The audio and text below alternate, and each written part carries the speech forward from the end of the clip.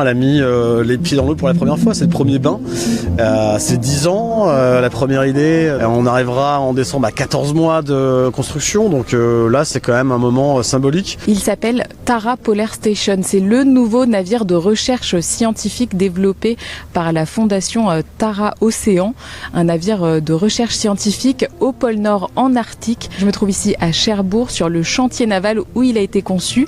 Alors comment a été conçu Tara, quelles sont ses missions et aussi comment ça va se passer la vie à bord. On va voir comment ça se passe. Elle a beaucoup été nommée comme une soucoupe volante, un vaisseau spatial.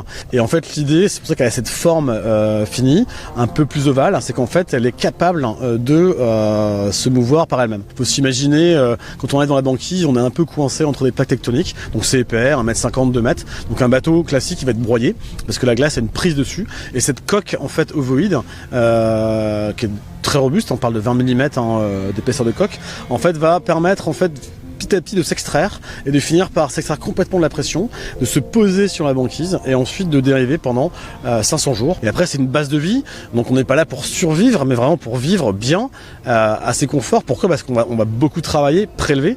Il y a 12 personnes à bord, il y a 6 scientifiques, il y a en surface de laboratoire on parle de 80 mètres carrés, il y a 5 laboratoires, on voit des ballons de sonde, on a un rove qui va servir à gratter un petit peu sous la surface de la banquise, des carottages de glace, c'est une vraie station dérivante pour faire de la science. Son bateau, dans sa configuration normale d'utilisation, il va être entouré de glace et malgré tout, les expériences scientifiques doivent se faire dans l'eau. Donc il fait moins 40, moins 50 degrés à l'extérieur. Donc on a un laboratoire à l'intérieur avec un accès à l'eau par un trou dans la coque qui permet d'accéder à l'eau. Qu'est-ce qui est le plus complexe dans une mise à l'eau comme ça ? Le bateau va descendre et au fur et à mesure qu'on va le faire descendre le long du slipway, donc de l'ascenseur, on va valider qu'il n'y a pas de prise d'eau. Si l'opération doit s'arrêter, elle s'arrêtera, on remontera et on fera ce qu'on a à faire pour retenter la mise à l'eau. Contretemps, sur le chantier, une fuite a été repérée par les équipes sur le bateau. On a un des capteurs qui prend l'eau. Ça peut être des capteurs scientifiques, des capteurs de navigation. C'est des choses qui sont intégrées dans la coque. C'est des points de fragilité.